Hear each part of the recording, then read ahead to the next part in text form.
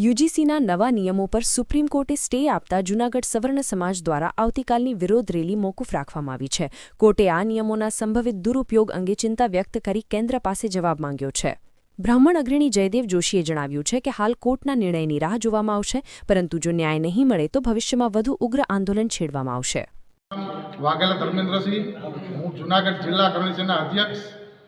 જૂનાગઢમાંથી જે આ યુજીસીના કાયદા માટે જે કાળો કાયદો કરેલો છે એના માટે જે વિરોધનું પ્રદર્શન જૂનાગઢથી ગુજરાતમાં જે હુંકાર થઈ છે એ હુંકાર અમારી કોઈ ઠંડી કરવાની નથી। ભવિષ્યમાં જો આ કાયદામાં પાછો કાંઈ ફેરફાર થશે તો એના માટે અમારી લડત ચાલુ ને ચાલુ રહેશે। અમારી લડત કોઈ પૂરી નથી થઈ અને અમારા જૂનાગઢના સવર્ણ સમાજ બધા ભેગા થઈને એક નિર્ણય લીધેલો છે।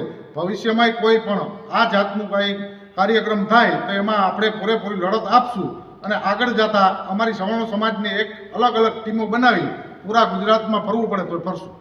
વાહ।